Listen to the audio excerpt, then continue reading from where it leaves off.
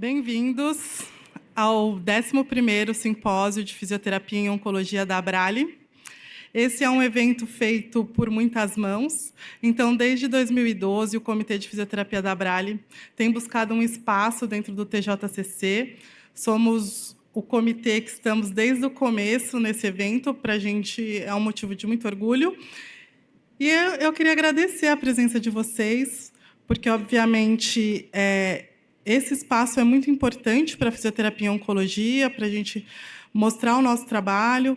Hoje a gente também tem médicos aqui palestrando para a gente, e isso faz com que a especialidade ganhe mais força. Cada vez que vocês vierem ao TJCC, que é esse evento lindo, que vocês possam trazer mais amigos, divulgar mais o evento, porque não é fácil a gente conseguir um espaço assim. Então, a gente, como fisioterapeutas que lutam pela nossa classe, pelo crescimento da especialidade, é importante que a gente valorize sempre eventos como esse. Desde já, eu agradeço a vocês e aos membros do Comitê de Fisioterapia da Abrale. Acho que eles não conseguiram espelhar aqui, mas é a Thalita Rodrigues, a Priscila Mendonça, o Guilherme, a Paula Tonini e a Glásia Lente. Então, a gente tem algumas ações dentro da Abrale, que é a organização desse simpósio. Temos um curso do Oncoensino. Hoje fomos premiados em alcançar mais de 1.500 profissionais, capacitando eles dentro da fisioterapia e oncologia, e diversos outros projetos. Então, conheçam o trabalho. A gente tem um Instagram, @fisioabrale, e aproveitem demais o evento. Vocês são muito bem-vindos.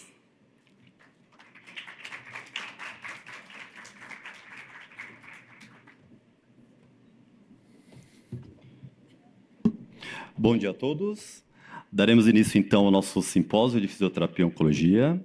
Hoje, nossa mesa é composta pelo Dr. Luiz Washington Lima, cirurgião plástico, especialista em microcirurgia reconstrutiva, com foco em reconstrução de mama, membro titular da Sociedade Brasileira de Cirurgia Plástica e membro do Corpo Clínico do Einstein e Sírio-Libanês.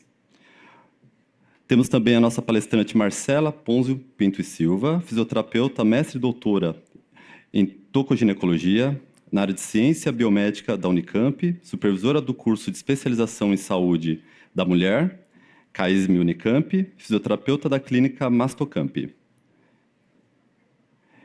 Temos também Juliana Sete Rego de Melo, fisioterapia oncológica hospitalar pelo Hospital AC Camargo, e fisioterapeuta sócia da clínica Filos Medicina e Reabilitação Avançada. Seja muito bem-vindo mais uma vez, por favor.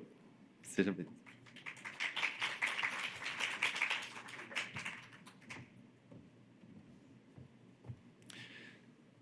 Obrigado pelo convite. Gostaria também de parabenizar pelo evento, muito bonito. Espero poder contribuir um pouquinho hoje aqui. Bom, meu nome é Washington, sou cirurgião plástico. Eu sou especialista em microcirurgia reconstrutiva, que eu vou falar um pouquinho durante a apresentação o que é. E dentro da microcirurgia, o meu foco é em reconstrução de mama. Tá? Isso é uma coisa que eu venho fazendo bastante nos últimos anos. E é uma cirurgia bem específica, né, com bastante detalhes. E me convidaram hoje para falar um pouquinho sobre o procedimento cirúrgico e o que ele pode adicionar, enfim, para as pacientes. E vamos lá.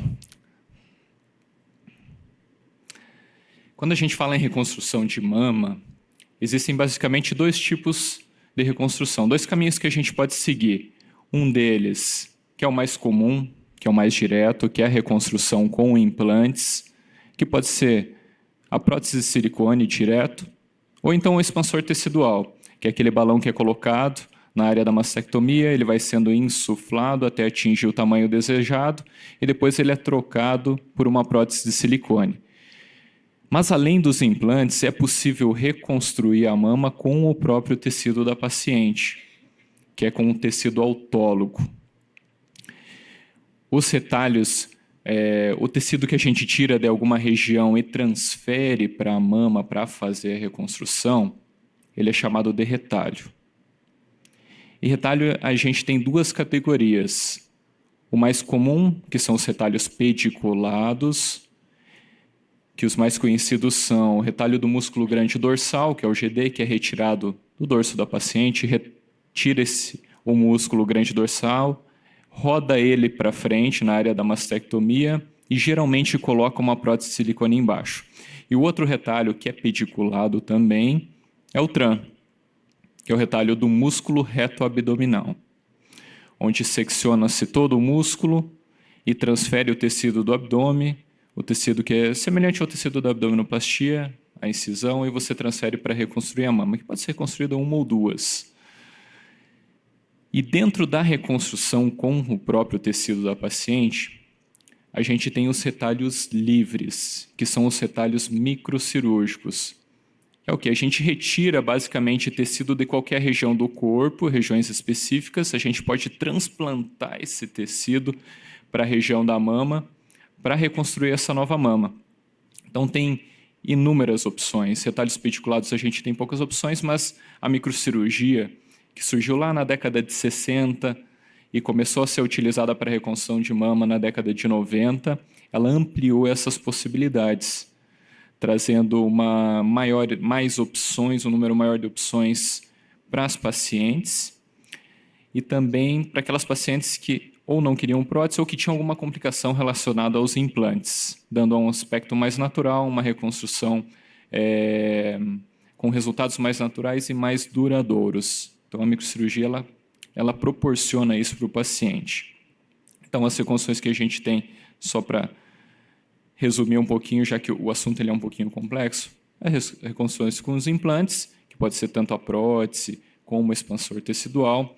Essa é a grande maioria das reconstruções de mama que são feitas. Por quê? Porque é uma reconstrução mais direta, é mais simples, tecnicamente é muito mais fácil. Você simplesmente coloca o implante ou o expansor, né, e você faz o fechamento de maneira adequada da área da mastectomia. Pode ser usado tanto em reconstruções onde há a retirada do bico da mama, um pouco de pele, ou então reconstruções onde há preservação completa. Os retalhos pediculados, ele é pediculado por quê? Porque ele mantém um contato com a área de origem dele. Por dentro do músculo vem a vascularização. Então ele é desconectado, porém ele ainda mantém uma conexão com a área de origem. E ele é rotacionado até a área da mastectomia para fazer a reconstrução. E o retalho do músculo grande dorsal ele é muito utilizado, né? Porque ele é um retalho tecnicamente não tão difícil de ser realizado, né? Você não requer microcirurgia, então ele é um carro-chefe assim, muito utilizado, né? Porém, há o dano ao músculo grande dorsal e pode ter algum tipo de repercussão para algumas pacientes. E ele oferece uma cobertura relativamente fina sobre o implante. Ele não tem um volume suficiente, você tem que colocar um implante embaixo. E o retalho que não precisa utilizar implantes, seja prótese ou expansor, é o TRAN, que é o tecido que é retirado do abdômen. TRAN significa retalho transverso do músculo reto abdominal. Porém, o músculo reto abdominal ele tem que ser seccionado e ele é rotacionado para a região do tórax, porque a vascularização ela vem toda por dentro do músculo. Vai ser baseado na epigástrica superior. Ela vai por dentro do músculo, então você, para conseguir levar essa irrigação para o retalho, você tem que manter o músculo. Então você secciona ele. Isso é um prejuízo para a parede abdominal. Então o paciente, geralmente, ele fica com bom resultado porque não vai implante, porém, esse paciente pode ter dor, abaulamento na parede abdominal. Tem repercussões você seccionar um músculo que é importante na força da parede do abdômen. E o retalho de Epi, que é onde eu vou me concentrar aqui, ele é uma evolução do retalho TRAN. E como que é feito esse retalho? Ele é retirado, é como se fosse uma abdominoplastia. Só que ao invés de levar todo o músculo, você desconecta o tecido, você leva só a pele, a gordura e o vaso que irriga esse tecido. Você desconecta essa unidade, você leva para a mama, onde você vai fazer a reconexão dos vasos. Ou seja, você preserva o músculo reto abdominal.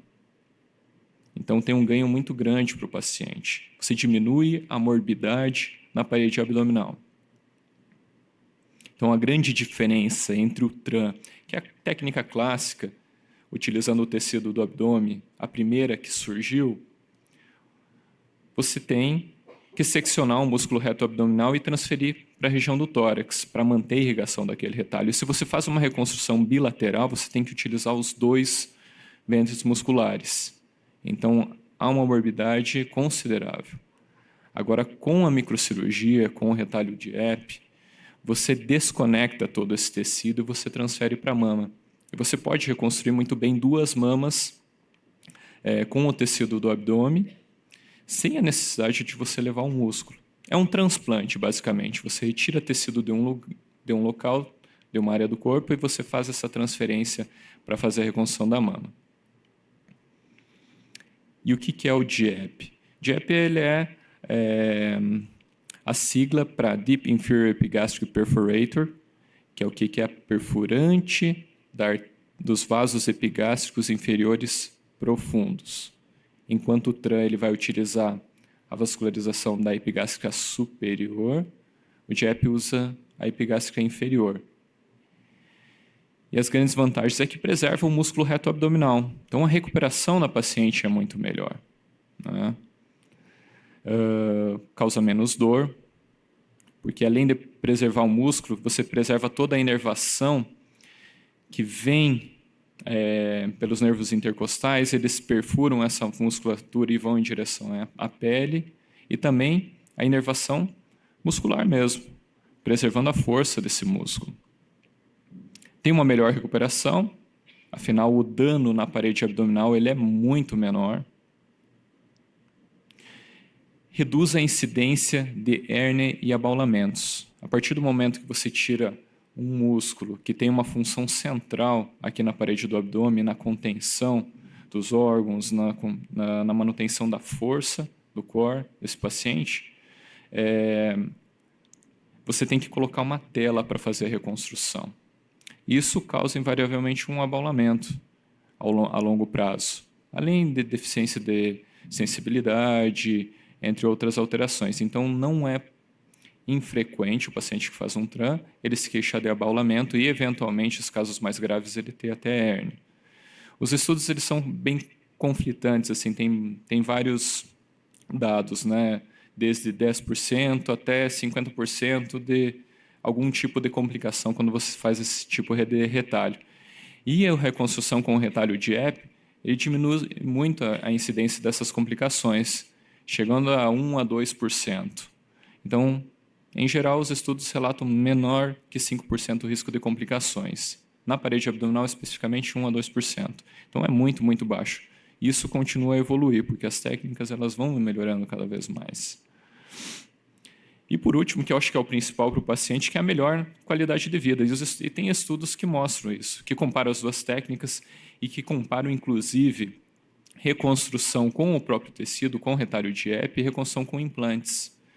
O paciente faz uma reconstrução com implante, tem todas as complicações relacionadas ao implante, seja a dor quando está atrás do músculo, e quando faz radioterapia isso se intensifica bastante, dificuldade de mobilidade, movimentação de membros superiores, além de risco de extrusão, infecção, e a contratura capsular, que é muito frequente, principalmente se o paciente faz a radioterapia. E tudo isso é eliminado quando você faz uma reconstrução com o próprio tecido. Você oferece uma reconstrução onde você tira um tecido e coloca um tecido que é semelhante àquele da mama e proporciona para o paciente a possibilidade de resultados duradouros. Quando o paciente faz o término do tratamento, a chance do paciente ter uma mama para a vida toda é muito grande. Então, diminui dor, o paciente tem uma qualidade de vida melhor. E os estudos mostram isso. São vários estudos recentes que mostram que o paciente se beneficia muito desse tipo de reconstrução. Por exemplo, uma paciente nossa, ela é uma profissional da educação física, ela ia fazer uma mastectomia e ela tinha tecido suficiente na região do abdômen para fazer a reconstrução. Ela é especializada em dança do ventre, então um exemplo que fica bem que exalta bem a importância de você escolher bem a técnica para o paciente, porque se você tivesse feito uma técnica clássica, ela ia ter todo um problema na parede do abdômen que ia ter uma consequência direta na função dela, no trabalho dela, na qualidade de vida dela. Então, a gente fazendo uma reconstrução com um retalho de EP, a gente conseguiu influenciar diretamente assim, no trabalho dela, na qualidade de vida, né? E com um resultado acima da expectativa. Afinal, ela fez uma mastectomia. Como que funciona a cirurgia? Agora vocês vão entender assim um pouquinho. A gente começa fazendo um planejamento. Essa é uma imagem de uma tomografia. Na tomografia, a gente seleciona o vaso perfurante, porque a epigástrica inferior profunda, ela sai lá da ilíaca, ela vem correndo por baixo do músculo reto abdominal e ela vai emitindo perfurantes, perpendicularmente ao músculo e à pele. Esse é o vaso principal que vai irrigar esse tecido. Então, a gente faz uma tomografia justamente para a gente ver se o vaso tem uma boa qualidade, se a gente consegue chegar bem até ele, qual que vai ser o trajeto dentro do músculo. Durante o procedimento cirúrgico, a gente procura essa perfurante. Então,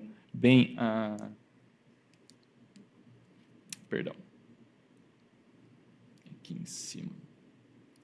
Aqui, essa visão é justamente essa na lateral, onde você está levantando o retalho. Aqui é o umbigo do paciente, que estaria aqui em cima. Então, a gente seleciona aquela perfurante, que é o vaso que vai irrigar o retalho. Aí a gente começa uma dissecção dentro do músculo. Então, aqui é o músculo reto abdominal. Aqui é a epigástrica inferior profunda. E aqui sai a perfurante. Então, a gente faz toda uma dissecção do vaso, do retalho, e vai levar somente essa unidade, pele, gordura e o vaso. Então, a gente preserva todo o músculo reto abdominal. A gente afasta as fibras somente para a gente conseguir coletar esse vaso. E nessa outra figura é a mesma coisa. O músculo fica intacto e a gente leva o vaso, pele e a gordura. Então, é basicamente uma abdominoplastia com o vaso. Aí, depois disso, a gente desconecta esse tecido com os vasos e a gente transfere para a parede torácica. Aqui que entra a microcirurgia, que é o quê? Que é a reconexão dos vasos. A artéria e a veia desse tecido que veio lá do abdômen, a gente conecta nos vasos mamários internos, por microcirurgia. Aqui são os vasos reconectados. Tá? A gente resseca um pequeno segmento da cartilagem costal, cerca de 2 centímetros, para expor os vasos e fazer essa reconexão. Essa reconexão ela é feita por microcirurgia reconstrutiva. Então, tem um material especial, precisa do microscópio. O fio que a gente usa é o fio mononylon 9 e 10 zeros. Para fazer uma sutura de pele comum, geralmente é o 4 ou 5 zeros. Esse é 9 e 10 zeros. Então, é super, super delicado. E é um procedimento mais complexo. Por isso que pouco se faz esse tipo de procedimento, né? Porque exige um treinamento adequado, a curva de aprendizado é longa para trabalhar com esse tipo de instrumental sob a visão do microscópio. Você precisa de um microscópio, precisa de um instrumental que é diferenciado. E então, acaba sendo pouco utilizado, pouca gente faz, infelizmente, esse tipo de reconstrução. Como eu falei, a reconstrução com implante é muito mais direto, né? Mesmo em países mais desenvolvidos, por exemplo, Estados Unidos, eles ainda usam muito implantes, porém lá a taxa de reconstrução com retalhos chega a 30%. Aqui a gente nem tem essa estatística, mas eu duvido que chegue a 10% aqui no nosso país. Então, fazendo uma pequena comparação entre implantes e reconstrução com o próprio tecido, a reconstrução em implantes é isso que eu estava falando, ela é uma cirurgia mais rápida, menos complexa, porém, há uma necessidade de troca de implantes a longo prazo, nenhum implante dura para sempre, ainda mais em reconstrução de mama, que tem uma cobertura muito fina sobre o implante. Então, a chance de complicação ela é muito maior, principalmente se o paciente faz radioterapia. Aí, dor, contratura, infecção e mesmo perda do implante, pode chegar a 50%, 60%. Então, não é pequeno.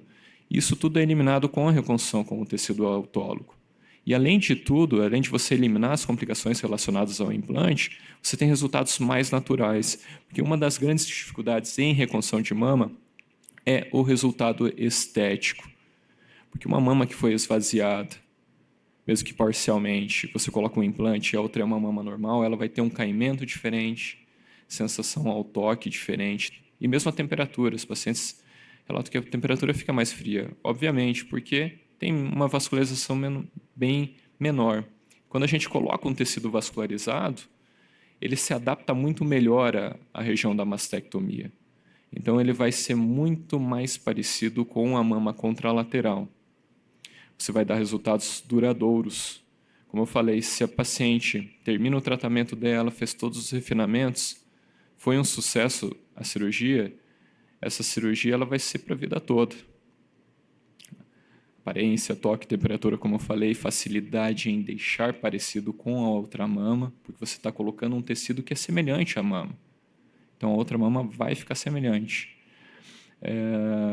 Porém, é uma cirurgia muito mais complexa. Ela dura mais tempo, requer um esforço maior, tanto da equipe médica como das outras equipes envolvidas.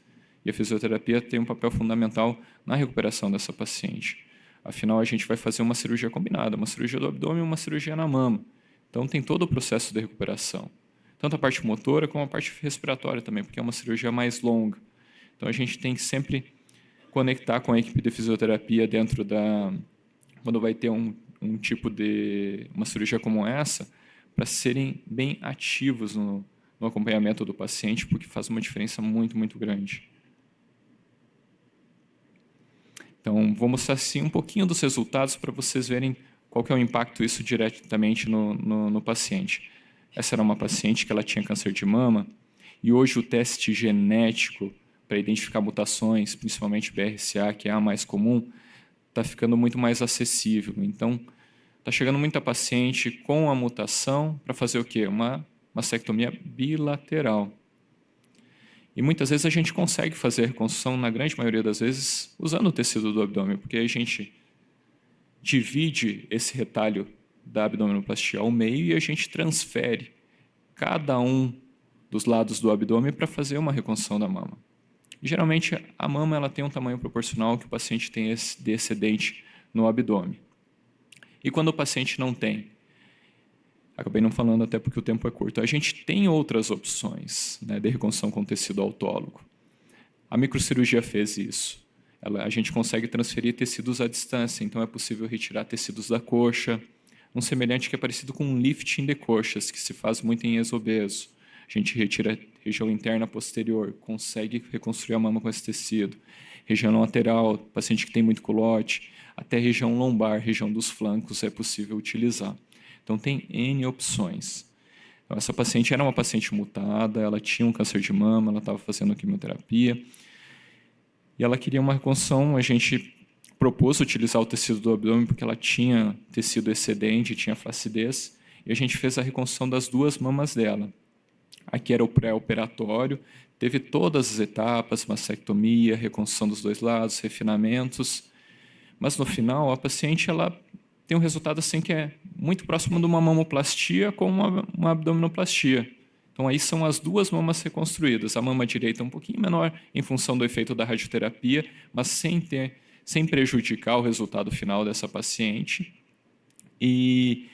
Mas assim, resultado muito natural. Numa uma mama grande como essa, com esse grau de ptose, é muito difícil você reconstruir com um implante e conseguir um resultado natural como esse. E não só na aparência, mas ao toque também. Então, a paciente influencia diretamente na qualidade de vida. E os estudos eles comprovam isso. Aqui um pouquinho mais fácil de entender, porque antes tinha sido uma mastectomia profilática, onde se preservou o bico da mama, a pele da mama. Aqui nessa paciente ela tinha um câncer na mama direita dela e ela ia perder o bico da mama. E ela tinha bastante tecido no abdômen, então a gente ofereceu essa técnica e fez a reconstrução. Então, a cicatriz no abdômen, que é uma cicatriz igual a de uma abdominoplastia. No lado esquerdo, vocês percebem ali onde está o bico da mama areola dela, foi reconstruída aquela ilha de pele do abdômen. A gente já aproveitou e já fez a papila também com um retalho local. Então, a única coisa que faltaria para ela era uma micropigmentação. Pode ver que fica muito parecido com o outro lado. O outro lado a gente diminuiu um pouco, fez uma mamoplastia, mas nenhuma das mamas tem implante. É simplesmente só o tecido do abdômen, com um retalho de EP. Ou seja, a gente preservou a musculatura, deu uma atenção especial a essa parte funcional dela e fez uma reconstrução com o próprio tecido, sem implantes. Uma reconstrução dessa paciente, onde perde o complexo areolo-papilar, ela é uma grande candidata a fazer uma reconstrução com o retalho do músculo grande dorsal. Então, a gente acabou preservando também o músculo grande dorsal dela. Tem um caso interessante que eu sempre conto, que mostra a importância das opções da microcirurgia reconstrutiva. É uma paciente que já tinha feito abdominoplastia, tinha um resultado terrível com o implante após a radioterapia, dor, extremamente insatisfeita com o aspecto estético. A gente ofereceu uma reconstrução. Inicialmente eu falei para ela, você tem duas opções, ou reconstrói com o músculo grande dorsal, ou a gente retira das coxas, que é o único lugar que você tem para fazer a reconstrução. Ela disse, eu não posso fazer reconstrução com o músculo grande dorsal porque eu pratico canoagem. Então, eu utilizo muito essa musculatura, é essencial para mim. Então, esse tipo de reconstrução, não faço. A gente fez a reconstrução com o tecido das coxas por microcirurgia. Então, deu uma opção a mais para ela. Essa paciente é extremamente grata em função disso. Consegue ir à praia, colocar uma roupa adequada e preservou a função dela. Aquilo que dá qualidade de vida para ela no dia a dia, ela continua fazendo. Aqui também é uma paciente. Aqui foi uma mastectomia bilateral, onde saiu uma grande área de pele e o complexo areolo-papilar na mama direita, e uma mastectomia profilática à esquerda, onde a gente não retirou ainda a ilha cutânea, que fica presente ali. E foi uma reconstrução bilateral também. Pode ver que em relação ao formato, ela fica muito parecida ainda com a mama. Fica muito natural, fica muito semelhante.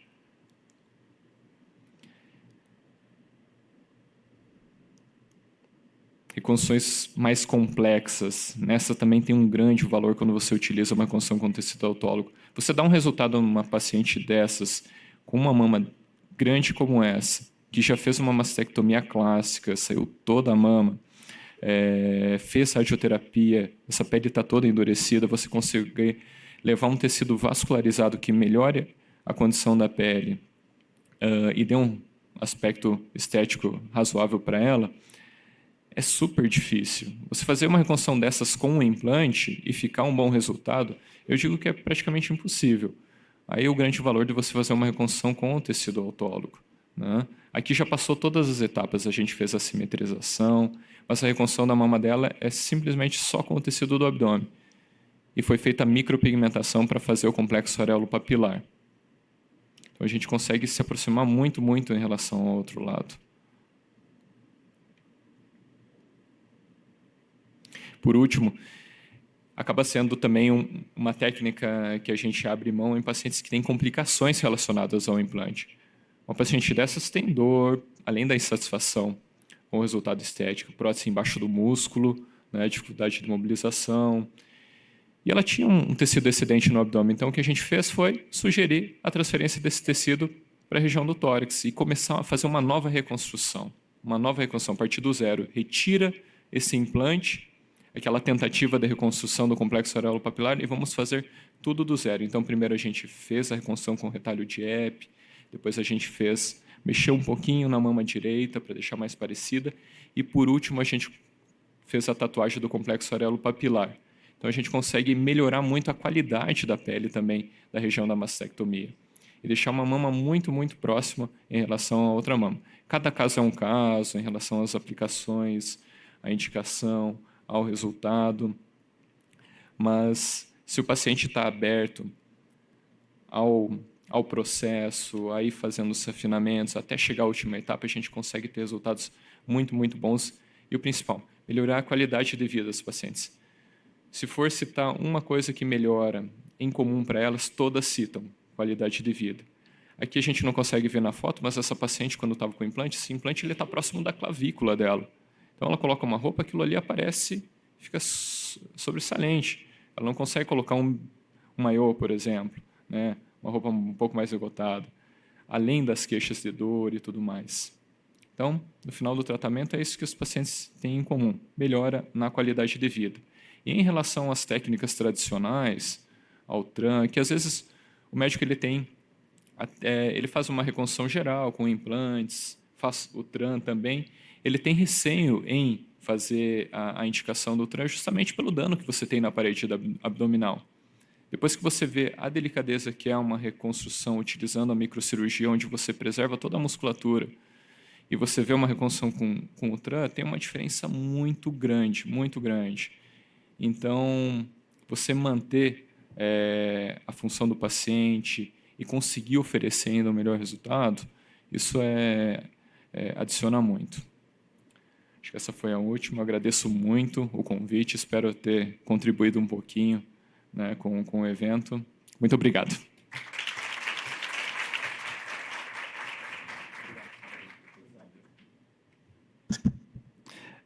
Para as perguntas, será exposto o QR Code, será feito todos de modo online, tá bom?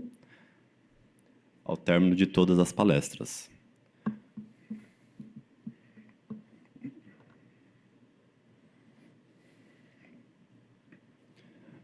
Agora com vocês, palestra da Marcela Ponzio.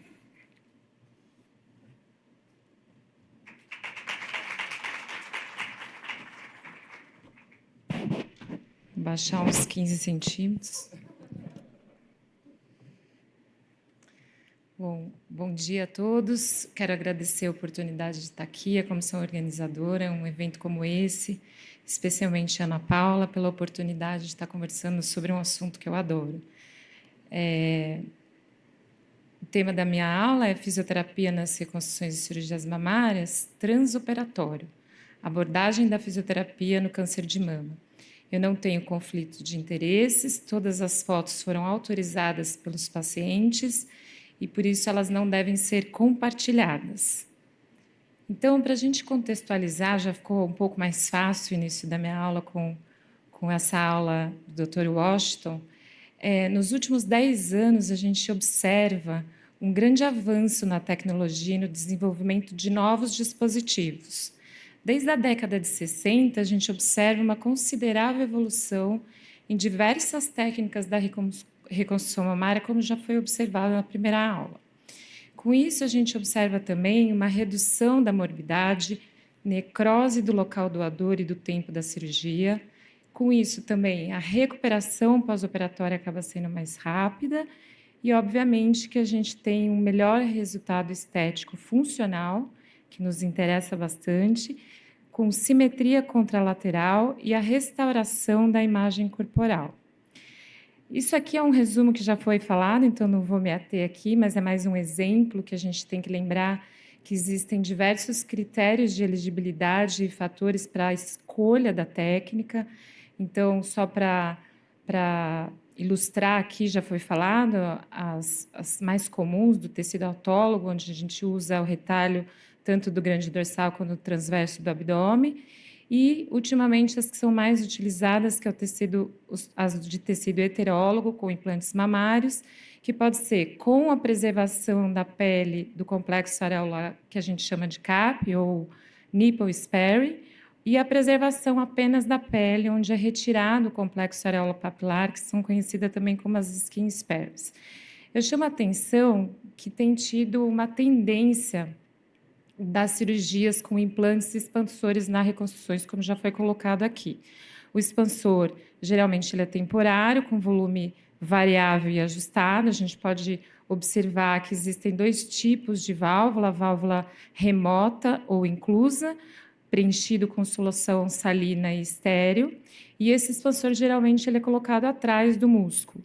Os implantes definitivos, né, preenchidos com gel de silicone, também podem ser colocados atrás do músculo, como a gente observa aqui nessa primeira foto, e aí eu chamo a atenção para essa tendência, não só no Brasil, mas mundial, que são as próteses colocadas na frente do peitoral, do peitoral maior, que a gente denomina de prótese pré-peitoral. E aí eu trago um dos artigos que comenta sobre as vantagens dessa cirurgia. Logicamente que essa cirurgia ela não é indicada para todos, mas ela traz alguns benefícios, como, por exemplo, um menor comprometimento funcional. Nesse artigo, ele demonstra uma melhora da flexão na abdução, rotação interna e interna das pacientes que realizaram cirurgia versus a submuscular, redução da necessidade de reabilitação, menos dor, melhor qualidade de vida, e foi utilizado o questionário Breast, chamando a atenção para o aspecto bem-estar sexual e satisfação com a mama e uma aparência mais natural. Mas lembrando, não é para todas as pacientes. Existe uma série de critérios, vou citar aqui alguns, que é a segurança e eficácia para maior sobrevida dos critérios da oncoplastia, escolha e preferência do cirurgião, técnica e experiência do cirurgião, localização do tumor e tamanho das mamas, vitalidade, perfusão e espessura da pele, especialmente para essas cirurgias pré-PEC, considerar contraindicações relativas. A princípio, todas as mulheres poderiam fazer, mas a gente tem que lembrar de pacientes descompensadas, diabetes, obesidade, colagenose, fumo, tecido previamente irradiado, ausência de pele suficiente, deformidades torácicas, tudo isso tem que ser considerado na hora da escolha e a gente não pode esquecer, os estudos têm demonstrado isso, da necessidade e a importância dessa decisão ser compartilhada com a paciente. Ok, então, quais as complicações que essas cirurgias podem causar? Eu vou citar aqui algumas, que são as complicações mais especificamente relacionadas às reconstruções mamárias, como a tensão do músculo peitoral, nessa primeira foto, que é uma prótese submuscular, extrusão de prótese, que a gente sabe que pode acontecer, contratura capsular, muito comum, projeção inadequada do implante mal posicionado, diversos distúrbios de cicatrização, como necrose, cicatrizes contraturadas, seroma, as ondulações que são também conhecido como rippling, quando sobra a pele e a gente observa a ondulação, principalmente quando a paciente abaixa, ela reclama que vê uma ondulação que é a prótese, as aderências, baixa perfusão, equimose, lesão nervosa parcial ou total, restrição de movimento e alterações biomecânicas. Esses são alguns exemplos da maior parte das complicações relacionadas às cirurgias de reconstrução. Ok, então quais são as melhores estratégias para nós da fisioterapia alcançarmos resultados eficazes nessas complicações? A gente já sabe, já está mais do que estabelecido na literatura, a fisioterapia precoce e com liberação ativa para as cirurgias sem reconstrução. Para as reconstruções, nos últimos 5, 10 anos, isso vem aumentando bastante na literatura. A gente tem no nosso setor um guia de boas práticas que a gente publicou em 2018 e que vem de acordo com as novas publicações. Aqui eu trouxe os estudos da Samantha, que está aqui na nossa frente, que vem de acordo com o que a gente vem fazendo também no nosso serviço. E eu chamo a atenção aqui para algumas recomendações importantes. Eu não vou me ater à parte da reabilitação, de pré-habilitação, mas é fundamental um profissional especializado. A gente pode, sim, liberar a amplitude de movimento com aproximadamente 15 a 20 dias, sem complicação, com segurança.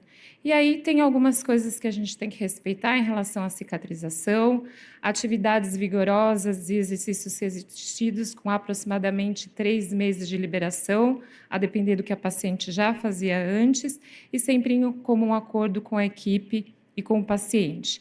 Agora, é importante que a gente mantenha essas estratégias que já estão estabelecidas na literatura, como terapia manual, laser, enfim, eu não vou me ater aqui a todas essas questões que a gente já sabe, que já está claro, mas também avançar com novas e melhores estratégias para a gente somar ao que a gente já sabe. E aí entra, então, a bandagem neuromuscular que eu vou trazer para vocês sobre o tape. Qual seria a função da kinesiotape nas reconstruções por câncer de mama? No transoperatório, ou no pós-operatório imediato. Então, a gente precisa entender que o período, o que é o transoperatório? É o período que abrange o tempo entre o início da cirurgia e o seu término.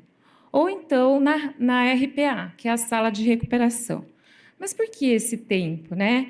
Então, eu trouxe aqui alguns exemplos. É lógico que a gente ainda está longe de chegar no topo da pirâmide dos nossos ensaios clínicos, mas nada como a melhor evidência disponível junto com a prática clínica para a gente conseguir avançar. A gente já está lá na Unicamp com um estudo retrospectivo grande de 100 pacientes mais de 100 pacientes que a gente acompanhou, para traçar um perfil e fazer o ensaio clínico, se Deus quiser, que não é fácil fazer com essas pacientes. Então, eu trago aqui alguns exemplos. Por exemplo, esse primeiro estudo, lógico, é um estudo de caso, mas ele fala sobre o linfedema e ele mostra que o kinésio ele não é superior à terapia física complexa, só que ele pode ser associado à técnica. Então, ele pode ser uma alternativa quando a compressão é contraindicada. E ele conta que há benefícios, então, do kinésio na captação linfática. Um outro estudo muito legal fala sobre a dor. É um estudo que demonstra que o kinésio melhorou a sensação subjetiva de dor e em variáveis relacionadas à qualidade de vida em mulheres com artralgia por uso de inibidores de aromatase. E isso é muito benéfico porque o kinésio pode promover um bem-estar, reduzindo a dor e a taxa de abandono no uso deste medicamento, que é muito alta. E, por último, a força. Esse estudo demonstra que o kinésio mais o exercício resistido, quando comparado só com o exercício sozinho, ele melhorou a qualidade de vida e melhorou a força muscular. Então, ele pode ser recomendado como um método não invasivo e adjuvante a uma terapia com protocolo de câncer de mama para ganho de força muscular. É um estudo recente de 2024. Aqui mais 3 estudos, eu vou chamar a atenção aqui para esse primeiro estudo, que é da Mirella, que é um estudo que foi feito com tape na prevenção da formação de equimose na abdominoplastia e na lipoaspiração. E aí, nesse estudo de 2022, a aplicação do kinésio ela foi superior ao grupo controle, acelerando o restabelecimento e minimizando intercorrências. Então, há benefícios do kinésio na redução de equimose, quadro álgico e número de sessões de fisioterapia. Esse outro estudo, de 2012, fala sobre a cicatriz, onde ele demonstra que o kinésio melhorou a mobilidade, a espessura e coloração das cicatrizes em média 3 semanas após a aplicação. Então, ele promove um melhor resultado estético e as cicatrizes hipertróficas, queloides e contraturas cicatriciais podem ser beneficiadas. E, por último, um outro estudo que mostrou que o kinésio proporcionou um aumento da temperatura local através da imagem térmica infravermelha após 10 minutos de aplicação, o que sugere a ativação da microcirculação local através do aumento da temperatura. Então, o que é importante a gente saber é que a gente precisa do conhecimento das duas coisas, tanto da modalidade de aplicação do kinésio, eu preciso estudar muito, eu estudo, já faço estudos desde 2010, a gente usa bastante na saúde da mulher, no CAISM, com outras áreas também. Então, é preciso bastante conhecimento na aplicação do tape, através de prática clínica, pesquisa, cursos, congressos, mas eu preciso conhecer a população em que eu vou aplicar o kinésio, porque é diferente. Então, também preciso, nessa situação, no tema da aula de hoje, ter um grande conhecimento sobre essas cirurgias de reconstrução, nas áreas específicas de atuação. E aí, então, eu trago para vocês o que seria esse mecanismo de ação do tape nessas cirurgias que a gente está falando hoje. Então, eu separei dessa forma. A hipótese é que a carga mecânica pelo tape na pele, ela produz uma extensa deformação heterogênea, circunvoluções, oferecendo atração no tecido, que a gente sabe que acontece, aumentando a distância entre a derme e a epiderme. Esse aumento do espaço entre a pele e o tecido subcutâneo parece promover um melhor alinhamento tridimensional das fibras de colágeno, protegendo estruturas e colaborando para a regulação da resposta proliferativa do tecido inflamatório. Como consequência deste mecanismo, observa-se uma redução do edema e da congestão linfática, favorecendo a microcirculação, como a gente pode observar aqui nessas figuras ilustrativas com uma melhora da circulação. E esse estudo eu trouxe aqui, que embora seja um estudo com ratos, foi um estudo com 12 ratos, onde foi soltado uma pelota na mesma distância na perninha dos ratos, e uma perna foi colocado tape e outra não, e eles fizeram uma análise do tecido. E o tecido, eles também não só olharam no microscópio esse tecido e observaram essas questões que estão aqui, mas também eles coletaram o BSL2 e uma proteína de crescimento que sugerem uma barreira desse processo inflamatório. Teve diminuição na patinha do rato que foi coletado o tecido em que ele colocou o kinésio, teve uma diminuição da expressão dessas proteínas, sugerindo, então, essa melhora no processo de cicatrização. Então, a gente chega à conclusão que a função do kinésio nessa situação seria melhorar o tecido de acordo com o ambiente mecânico, biológico. Vamos lembrar que contenção é bem diferente de compressão, conter o tecido através da ação das forças mecânicas, a depender do objetivo, diminuir a intensidade da resposta inflamatória e reduzir o dano tecidual, favorecendo o remodelamento no tempo ideal. Ok, então ficaria assim, se a gente fosse tentar imaginar qual seria a proposta do tape nas reconstruções. Conter mecanicamente, reduzir o edema e, consequentemente, a congestão linfática, regular a tensão da face e do músculo, provocar um maior conforto com menor quadro álgico, melhorar o processo inflamatório e reduzir o estresse, diminuir a equimose e hematoma. Nos casos da pré-peitoral, especialmente, melhorar a estabilidade do sítio cirúrgico, ajudando a segurar essa prótese nos primeiros 15 dias, melhora da movimentação e diminuição do número de atendimentos. Mas qual é o momento ideal? Por que a gente está falando de transoperatório? Basta a gente pensar um pouco na fisiologia do processo de cicatrização. Nas primeiras horas após a cirurgia, seria o ideal, porque a pele ainda não está entumecida nem túrgida. No transoperatório, o ambiente também é estéril, é de fácil aplicação com a paciente anestesiada. Lógico que a gente tem que considerar o tempo cirúrgico. Então, a experiência, eu lembro que quando eu comecei a fazer, eu demorava uns 40 minutos para fazer. 40 minutos a 1 hora. Hoje eu demoro uma média de 15 minutos, mais ou menos. Então, a gente tem que avisar a equipe, tem que ver o anestesista, tem que comunicar, porque o maior tempo cirúrgico também aumenta o risco. Mas o aumento, e lembrar também do aumento da permeabilidade vascular, atingindo seu pico entre 4 a 6 horas após o trauma. É importante a gente lembrar as fases do processo de cicatrização. Então, elas não são totalmente separadas, elas se entrelaçam, mas a gente tem que lembrar que aproximadamente são 15 dias para esse processo aqui de todas as fases, por isso que a gente, inclusive, limita o movimento a aproximadamente 15 dias. E o que seria o ideal, então? O momento ideal é o mais precoce possível. Só que a viabilidade total nem sempre é possível, portanto, o trabalho com melhor dano. Hoje, no nosso serviço, 60% das nossas pacientes a gente não consegue atender no centro cirúrgico. A gente acaba atendendo ou na RPA ou quando ela foi para a sala. Na clínica privada, eu consigo entrar no centro cirúrgico sempre, mas a gente tem sempre que pensar nesse gráfico fisiológico para a gente saber qual é o melhor momento para que a gente faça isso. E qual que é o sucesso da aplicação?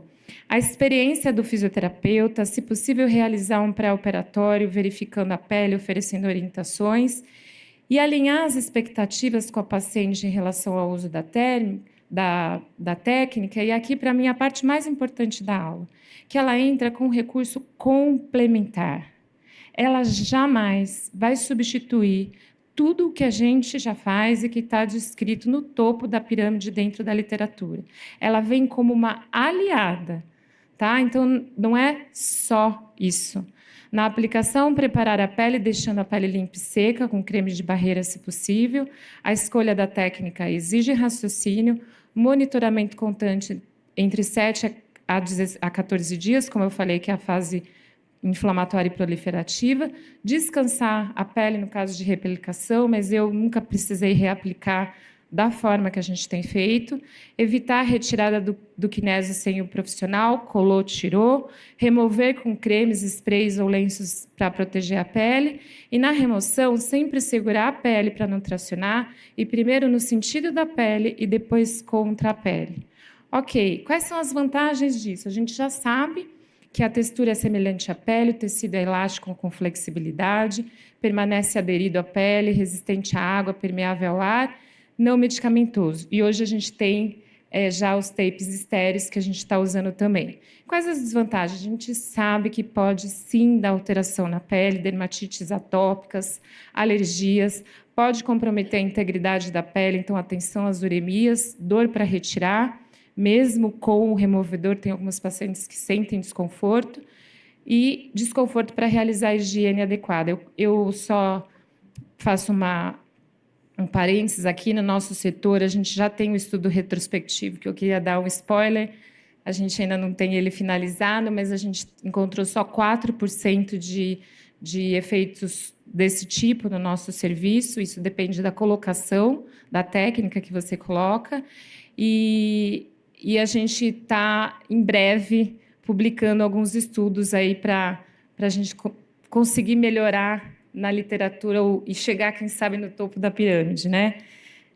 Uma outra coisa, aqui eu trouxe para vocês verem, a gente também foi melhorando a nossa aplicação, mas quando a gente colocava no começo, depois que começa a melhorar o edema, às vezes, quando ela enruga, ela faz esse equimose. E aí a gente foi aprimorando, então, a técnica e o jeito de colocar, para que não ficasse nem esse tipo de equimose. Tá? A maior parte das nossas cirurgias lá no serviço, 10% mais ou menos são os grandes dorsais, que é mais cirurgia de resgate, e só 2% são os trans, e a grande maioria são realmente as próteses submusculares, as pré-peitorais e os expansores também com lipoenxertia. Aqui eu dou alguns exemplos, né? Como escolher a técnica? A escolha vai depender da função e do objetivo. Às vezes, a própria equipe já fala para a gente, essa prótese eu preciso baixar, essa eu preciso centralizar, essa eu preciso que fique parada. Ou esse é um grande dorsal de resgate que precisa ajudar a trazer mais para frente. Então, a gente tem essa conversa com a equipe, a gente vai escolher a tensão de 0, 25, 50 e 75, na maior parte das vezes a gente usa de 25 a 50.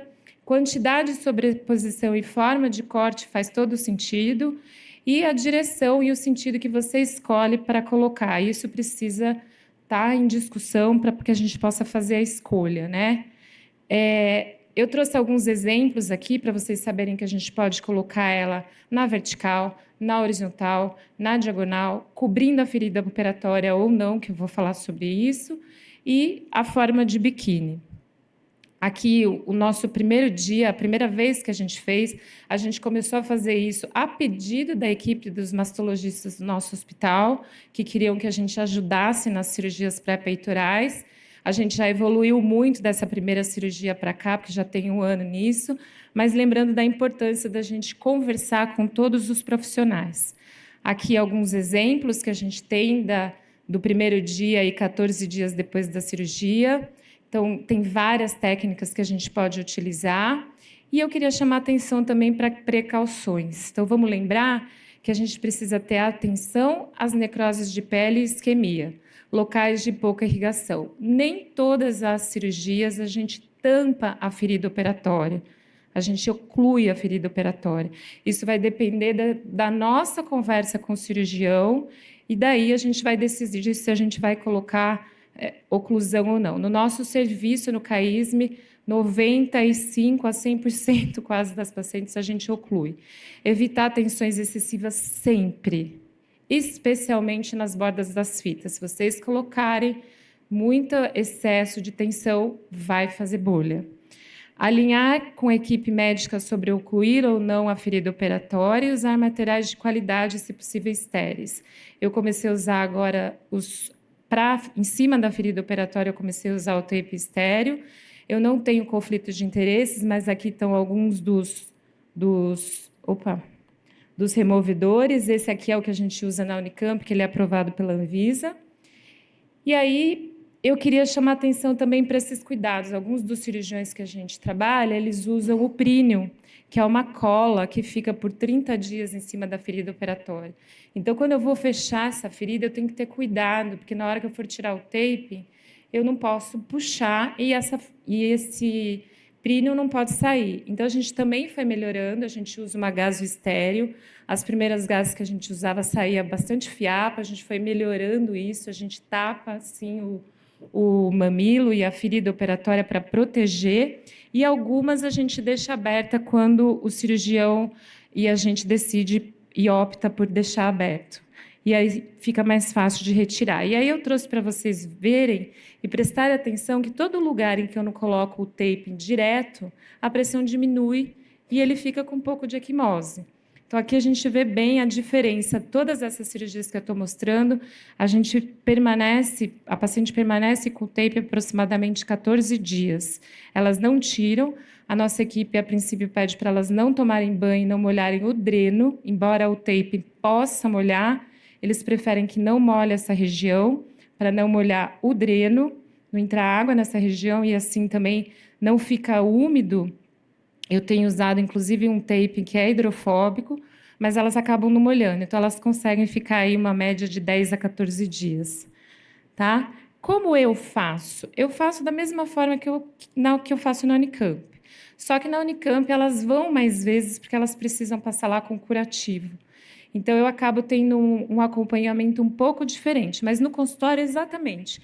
Essa parte que eu estou contando para vocês, que é a primeira parte, eu divido em 3 períodos, né? A parte do acompanhamento, onde eu vou explicar como funciona, para que serve, e a aplicação do tape no hospital. Eu me disponho a ficar o tempo lá para estar junto com a equipe. A segunda parte do acompanhamento, que eu vou monitorizar no consultório, na clínica privada, eu acabo monitorizando pelo celular. A gente vai se falando, eu entrego cartilha, eu entrego todos os cuidados com o tape, como que deve ser essa abordagem. E a terceira parte do acompanhamento é quando ela volta para mim, que daí eu vou fazer toda a avaliação, vou seguindo com ela por esses 14 dias e daí eu vou seguir. Precisa de fisioterapia, preciso fazer novas abordagens, mas, para nossa surpresa, a maior parte das pacientes estão, se elas não têm outra complicação, como, por exemplo, síndrome da região axilar, dor ou desconforto, elas estão tendo alta muito rápido, com pouquíssima equimose. A maioria não tem equimose, não tem hematoma, muito menos edema. A dor e a satisfação delas, para a gente, foi o que mais está fazendo diferença. Enfim, e aí eu queria só fazer as minhas considerações finais. A aplicação do tape, ela pode ser, reforço de novo, uma técnica aliada. Não colocar assim, eu faço o tape e só. Isso a gente não pode fazer. Para os tratamentos de reconstrução. Diante do crescente número de mulheres com câncer de mama, é legítimo, sim, a gente buscar novos e eficazes métodos fisioterapêuticos. A estética é uma questão, sim, a ser tratada, e a escolha da técnica ela deve ser personalizada aos diversos tipos de reconstrução, respeitando as suas particularidades e os critérios de elegibilidade, ou seja, não são para todas. Ok? Muito obrigada, nenhum de nós é tão bom quanto todos nós juntos ir contra o câncer.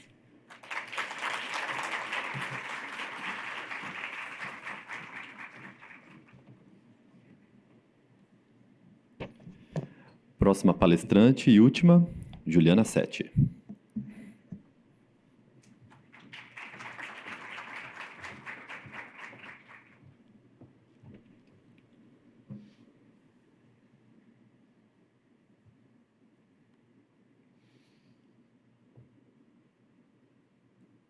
Então, bom dia. Eu queria agradecer o convite do evento. Ana Paula, muito obrigada pelo convite, toda a comissão.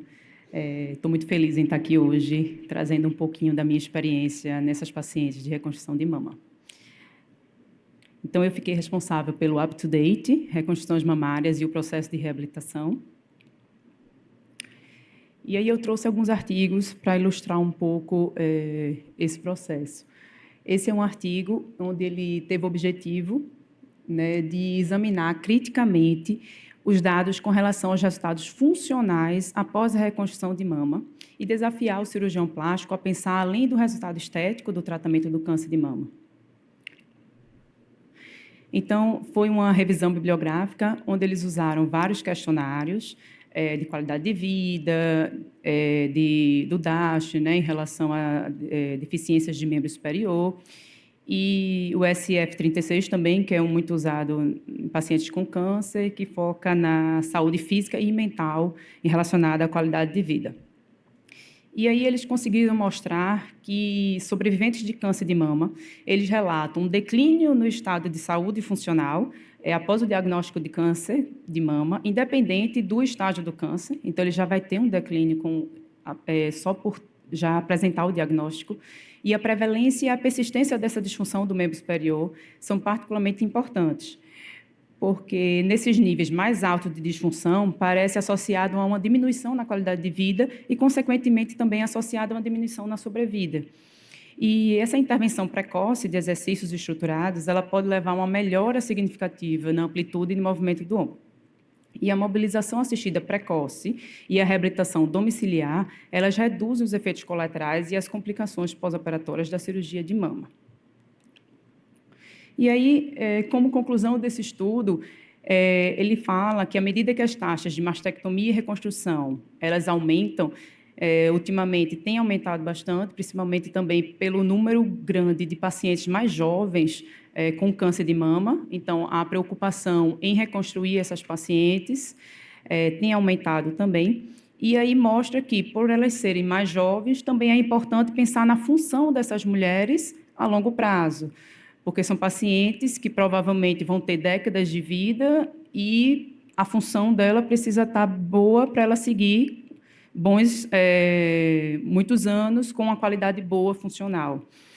E aí uma perspectiva mais ampla sobre essa minimização do declínio funcional após a cirurgia de mama, ela não deve se concentrar apenas na técnica cirúrgica, mas também na reabilitação pós-operatória. Né? E, embora seja estritamente uma parte da competência do cirurgião, a fisioterapia precoce ela é direcionada e pode ser elemento instrumental para facilitar esse retorno à vida basal dessa paciente. E aí, eu venho trazer um pouco de que a fisioterapia ela não é só exercício. Eu acho que ainda tem, no Brasil todo, e principalmente na minha região, Maceió, Nordeste, a gente tem que muitos médicos, muitos profissionais de saúde, inclusive os próprios pacientes, entendem que fisioterapia é exercício. E não, a gente tem muitos outros equipamentos, a gente tem manobras, a gente tem muita coisa que a gente pode fazer com o paciente que não seja só o exercício. Então, eu trouxe aqui alguns artigos relacionados ao laser, que eu tenho usado muito na minha prática clínica já há muito tempo, e a gente já tem muitos estudos, apesar de não ter um estudo específico em reconstrução mamária, mas a gente já tem em cirurgias de vários casos e câncer de mama. Esse é um estudo que ele investiga o efeito do laser infravermelho, de 810 nanômetros, na revascularização de retalhos isquêmicos. E aí eles fizeram 2 retalhos simétricos nas costas do ratinho e eles irradiaram o retalho do lado esquerdo e o do lado direito deixaram como controle. E aí essa radiação foi feita uma vez por dia e eles fizeram fotografias direcionadas desses ratinhos. E aí eles observaram que essa primeira linha aqui são os ratos que foram irradiados, né, o lado esquerdo do rato. E aí eles observaram que tiveram menos sinais de necrose do que o lado controle, né, onde já observa aqui início de necrose. E eles fizeram algumas observações em relação ao grupo de radiação e o grupo controle. O grupo de radiação, eles viram que a camada dermomuscular estava levemente desordenada, enquanto no grupo controle ela estava totalmente atrofiada. As fibras musculares, elas estavam dispostas regularmente, já no grupo controle elas estavam mais inchadas. E havia pouca infiltração de células inflamatórias no grupo de radiação, enquanto no grupo controle a quantidade de infiltração de células inflamatórias era muito maior. E no grupo de radiação, a contagem de capilares apareceu bem maior em relação ao grupo controle. Então, eles concluíram que a fotobiomodulação com laser de 800 nanômetros, 810 nanômetros nos parâmetros testados, ele inibiu a inflamação excessiva, ele facilitou a angiogênese, melhorando a revascularização, promovendo a cicatrização do retalho e aumentando a sobrevivência desse retalho cutâneo. Esse outro artigo foi um artigo recente do ano passado, que foi em pacientes pós-cesárea, mas eles tiveram resultados muito bons e eu achei interessante trazer aqui. Ele avalia a qualidade do tratamento do tecido infeccioso e complicações cirúrgicas usando laser de baixa intensidade após cesáreas. E aí os pacientes eles foram divididos aleatoriamente, né, em grupo de tratamento e controle.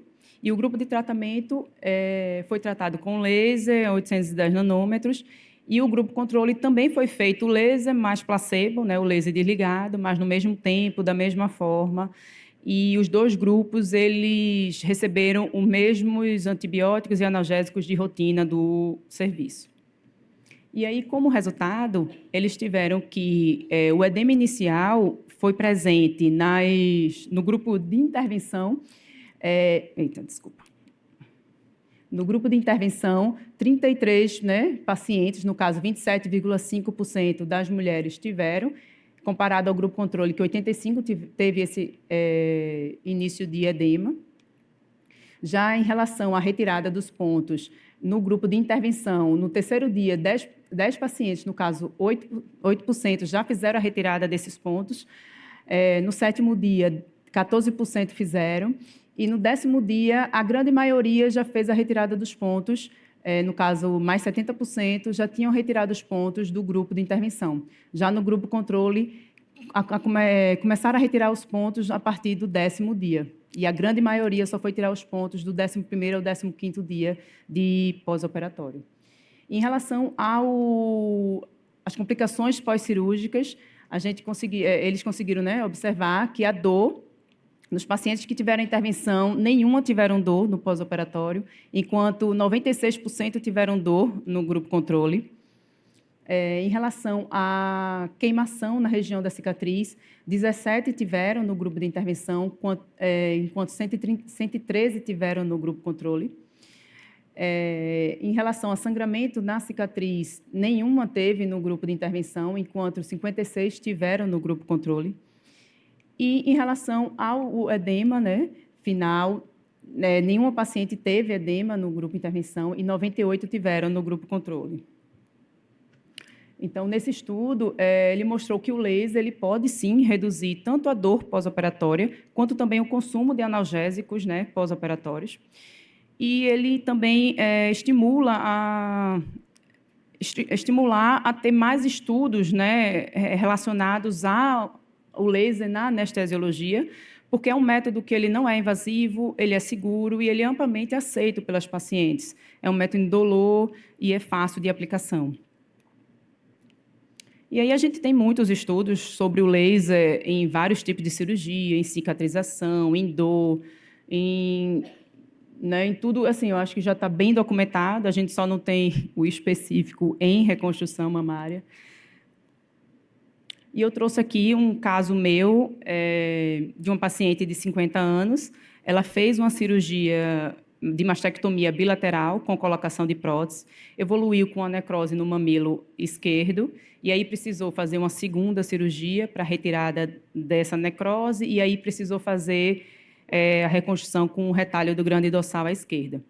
Eu a conheci após essa segunda cirurgia, foi quando ela chegou para mim.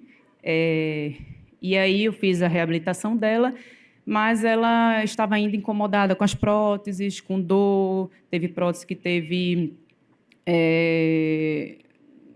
ficou com ondulações por conta da rádio, e aí ela achou melhor retirar as próteses. E aí ela foi para a terceira cirurgia, para a retirada das próteses, e aí fez a reconstrução do grande dorsal à direita, porque ela só tinha a esquerda, e resolveu fazer a técnica de linfoxertia para dar aumento de volume às mamas. E aí eu fui no transoperatório dela, dessa terceira cirurgia, e aí, como a cirurgia foi uma cirurgia muito longa, foi mais de 10 horas de cirurgia, a gente decidiu que eu não ia fazer a fisioterapia no corte do grande dorsal, que foi retirado, porque ia ter que movimentar a paciente, virar de costas, ia demorar mais tempo e a gente ia aumentar muito o tempo cirúrgico. Então, eu fiz só nas cicatrizes das mamas e, após 5 dias, eu fui observá-la em casa. E aí, essa aí ainda não é a foto do 5º dia. O 5º dia foi o dia 25/6, que infelizmente eu não tirei a foto. E aí foi quando eu iniciei o laser nessa cicatriz das costas, do grande dorsal. E aí a filha ficou tão impressionada com o resultado que quem fotografou e me mandou. Porque ela fez até essa montagenzinha, botou as datas, porque ela disse, que coisa incrível, eu não imaginava que o laser era capaz. Então, no dia 25, essa parte aqui ela estava bem escura, parecida com essa, né, que está aqui. Esse aqui estava bem escuro. E aí eu fiz o laser e aí no dia 28 já estava assim. E aí depois fiz o laser no dia 28, no dia 30 ela já estava bem mais clara. E aí, consequentemente, lógico, ela clareou e a gente conseguiu recuperar esse tecido que estava com o início de uma isquemia e ia provavelmente evoluir para uma necrosezinha. Inclusive, a médica até também ficou super impressionada, porque ela disse, rapaz, o laser é capaz disso? Eu disse, é. E ela já tinha passado a pomada, olha, isso aí vai necrosar, vai despelar, já tinha passado todas as explicações para a paciente e, graças a Deus, a gente conseguiu recuperar só com o uso do laser aqui nessa região. E a importância de a gente estar presente nesse momento, porque se eu não tivesse visto isso no 5º dia, isso ia se prolongar e provavelmente ia evoluir para uma necrose. E, além do laser, a gente também tem técnica manual, que também ajuda no alívio da dor, que também ajuda na distribuição desse edema pós-cirúrgico. Então, eu trouxe aqui um estudo que ele fala, né, dos efeitos da manipulação miofacial em pacientes com câncer de mama, juntamente com a cinesioterapia. Então, eles fizeram uma randomização em 2 grupos, um que fez a manipulação com a cinesioterapia e o outro grupo que fez uma massagem convencional com a cinesioterapia. E aí eles trataram durante 6 semanas e avaliaram em 3 momentos, na primeira, na 4ª e na 6ª semana de pós-operatório. E aí a avaliação ela incluía a escala visual analógica de dor, o diagrama de dor corporal, o questionário, né, de deficiências do braço, ombro e mão, e a ergonometria. Foram 6 sessões, onde uma vez por semana, 40 minutos cada sessão.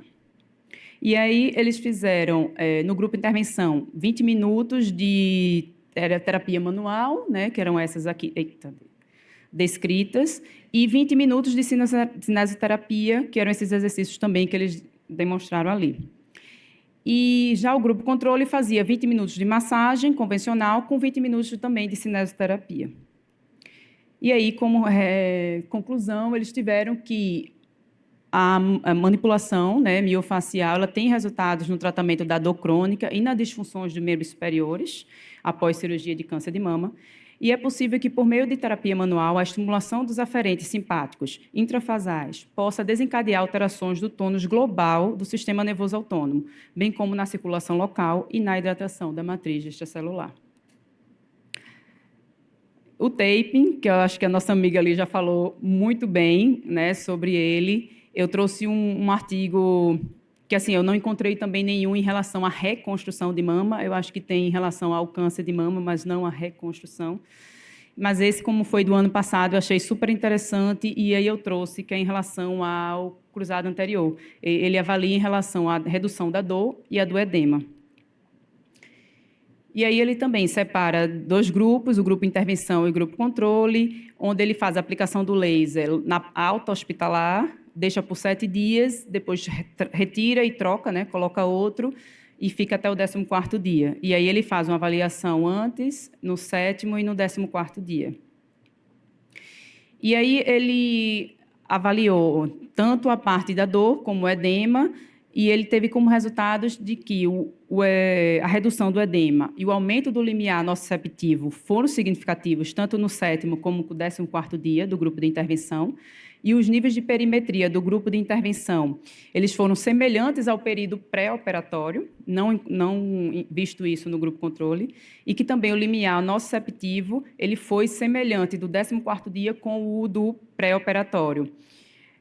Então, como conclusão, ele percebeu, né, que a kinesiotape reduziu o edema e aumentou o limiar nociceptivo desses pacientes.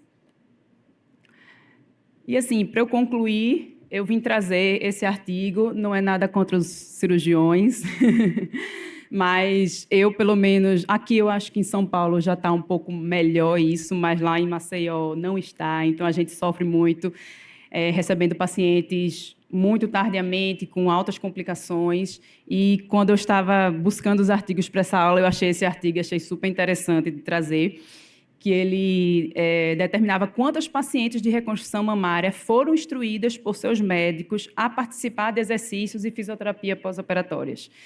E quantas pacientes relataram seguir essas instruções e qual cronograma elas receberam para começar a participar dessas atividades. Então, foi um estudo online, eles fizeram algumas perguntas e mandaram em alguns grupos, onde 4.600 mulheres que tinham passado por reconstrução mamária responderam. E eles concluíram, né, que 77 de 121 mulheres, no caso 63%, não receberam instruções algumas específicas sobre exercícios pós-operatórios ou sobre fisioterapia. 45 dessas 77 mulheres, no caso 58%, desejavam ter recebido essas informações e ter sido encaminhado para a fisioterapia. E 41 mulheres de 77, 53%, apresentaram complicações, não receberam nenhuma prescrição ou recomendação de fisioterapia. Então, eles concluíram que muitas mulheres não estão sendo instruídas a participar de exercícios pós-operatórios em casa ou fisioterapia, e mulheres que receberam a prescrição de exercícios pós-operatórios em casa e fisioterapia, elas provavelmente seguirão essas orientações, e a maioria das mulheres que não receberam as instruções para participar de exercícios pós-operatórios em casa, ela gostaria de ter recebido essas informações. E, assim, eu acho que, na minha prática, é o que eu sempre escuto. Os pacientes chegam e fazem, mas por que não me encaminharam antes? Eu digo, não sei. Que exatamente. Aqui foi em relação a exercícios, mas, como eu falei durante a palestra, e o que eu mais bato na tecla aqui hoje é que a fisioterapia não é só exercício. E na paciente, no pós-operatório imediato, no primeiro dia, no trans, como mostrou nossa amiga, e no primeiro dia, a gente tem já o que fazer com essa paciente e a gente consegue melhorar muito o desfecho desse pós-operatório dessa paciente. Então, como conclusão final, a fisioterapia ela é um papel fundamental na reconstrução dessas pacientes, no alívio da dor, na diminuição do edema, na modulação da inflamação, na aceleração da cicatrização, no retorno precoce às atividades diárias. Tudo isso a gente faz não com exercício, a gente faz com outras coisas, com laser, com tape, com terapia manual. E, claro, paralelo a isso, a gente, sim, tem a cinesioterapia que vai nos ajudar muito a essa paciente ter o movimento dela de volta do mesmo jeito que era antes. E aí a gente consegue deixar a paciente mais próximo do que ela era antes de fazer a cirurgia.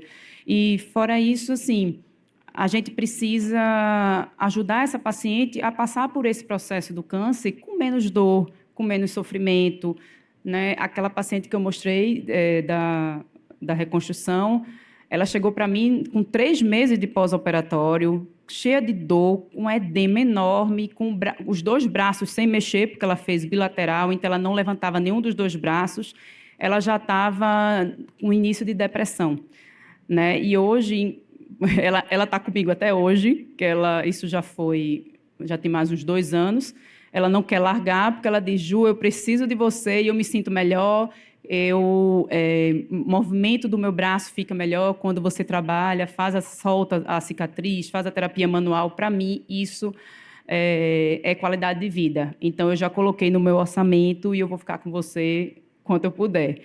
E eu acho que é isso. A gente está aqui para dar essa qualidade de vida, aliviar a dor dessa paciente e ajudar ela a recuperar o mais rápido possível. Obrigada. Aqui é a minha cidade, Maceió.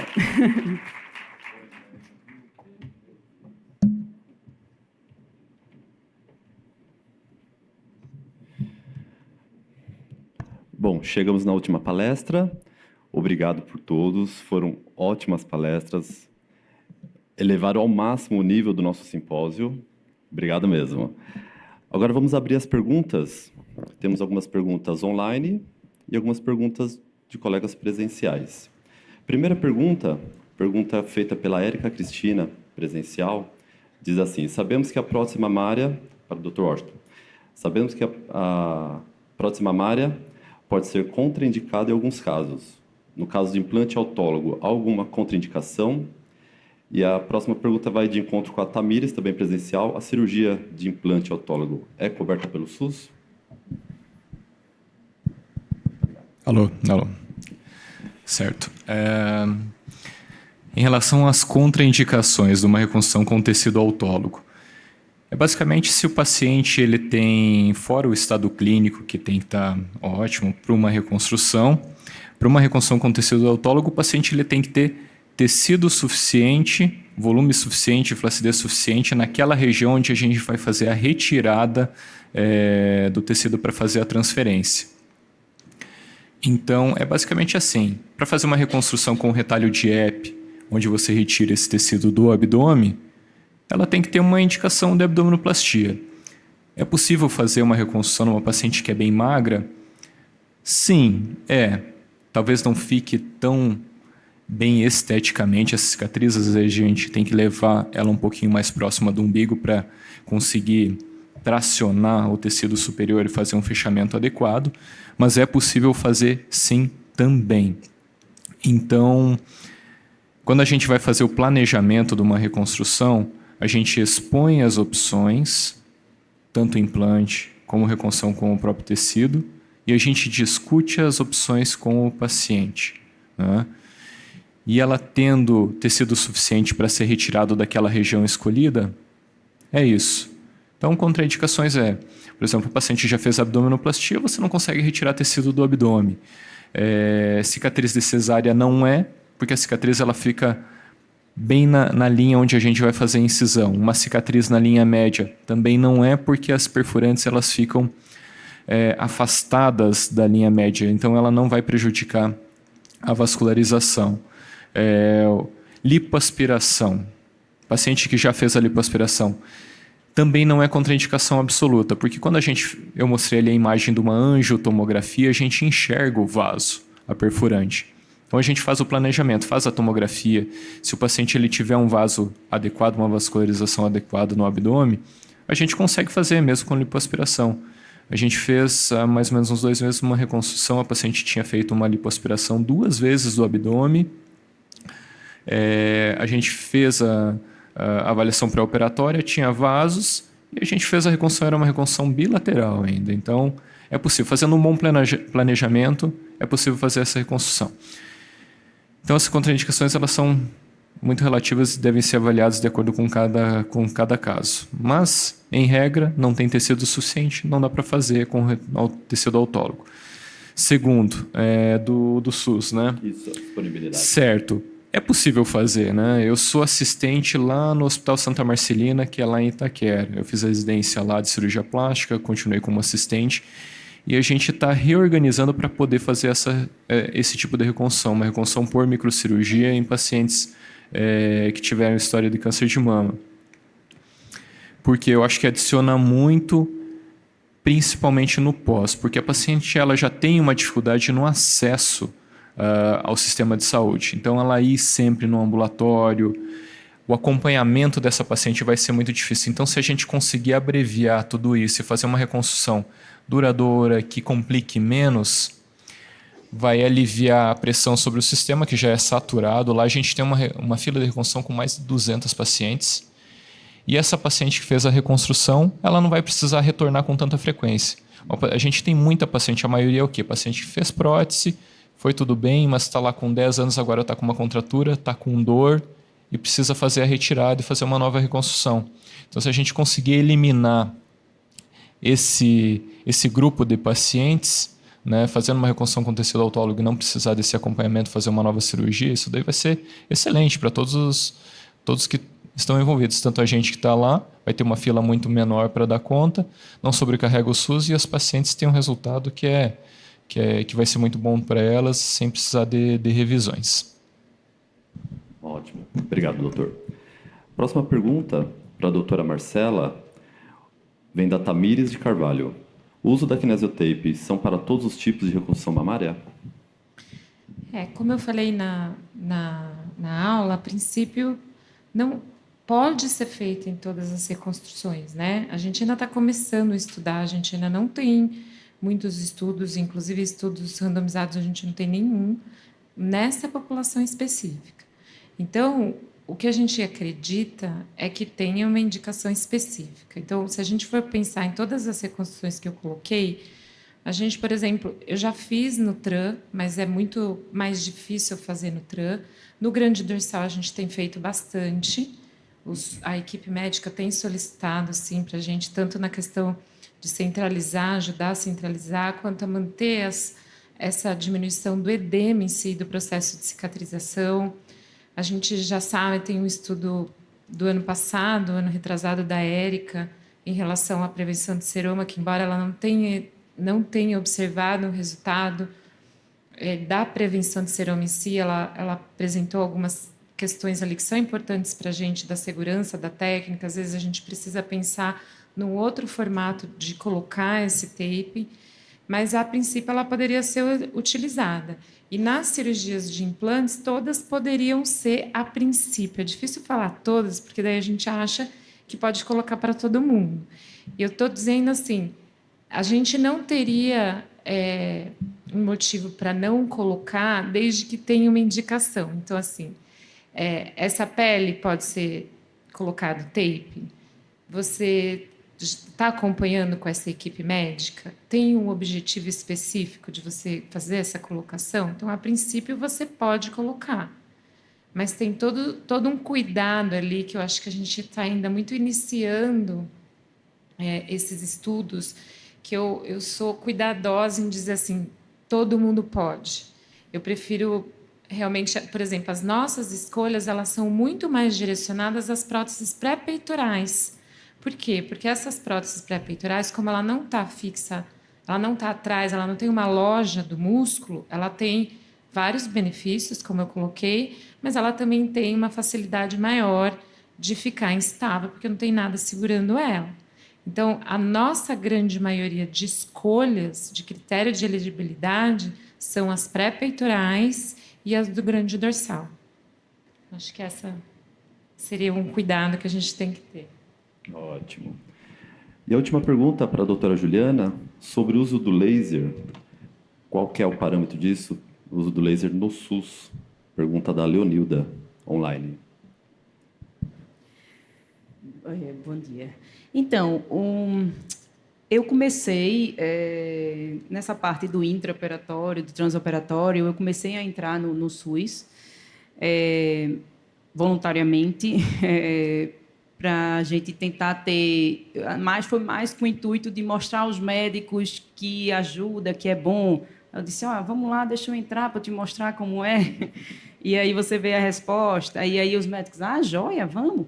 Aí comecei a entrar, mas pelo menos na minha cidade a gente não tem, na verdade a gente não tem fisioterapia para pacientes oncológicos no SUS. É uma situação lá muito complicada. Hoje eu tenho um projeto para atender pacientes do SUS na minha clínica particular. Então, eu atendo pacientes do SUS na minha clínica particular, mas a parte do intraoperatório, do laser, diretamente no centro cirúrgico, hoje, para mim, não está muito viável fazer, pelo tempo mesmo, por demanda, eu não tenho mais tempo para fazer. Mas eu acho que seria importante, sim, mas é muito complicado, eu acredito, eu não sei a experiência aqui em São Paulo, mas lá é muito difícil devido à falta realmente de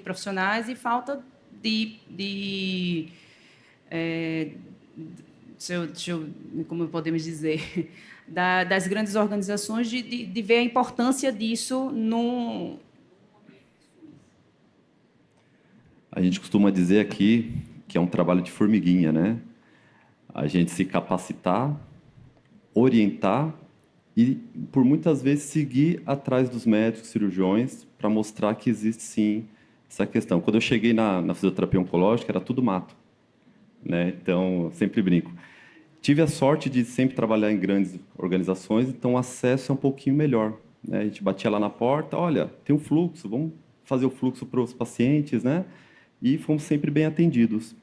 Eu acho que, dependendo do lugar, teria que ser justamente esse. Fica a dica, o caminho contrário, né? De bater lá na porta, procurar as equipes principais e mostrar. Talento, capacitação e bom coração a gente tem, né? O fisioterapeuta oncológico, puxando a sardinha para a gente, né? Então, bate lá na porta que vai dar tudo certo.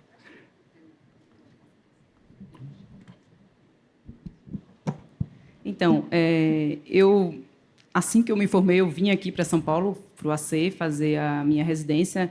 E assim que eu voltei, eu sou, na verdade, de Recife, eu voltei para Recife, eu fiz exatamente isso. Eu bati nas portas, eu fiz uma relação de mastologistas e bati na porta de cada um. Oi, eu sou Juliana, tal, né?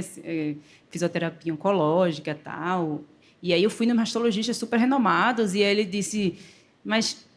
E resolve, e precisa disso, eu escutei cada coisa que foi horrível, assim. Claro, há 10 anos atrás, 12 anos, sei lá, há uns 12 anos atrás. Mas hoje, eu acho que muita coisa avançou nesses 10 anos, 12 anos.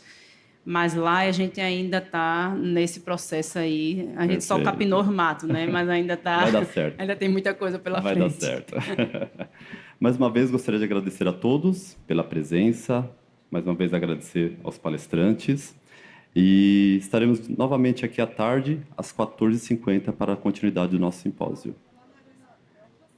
Isso, lá na Arena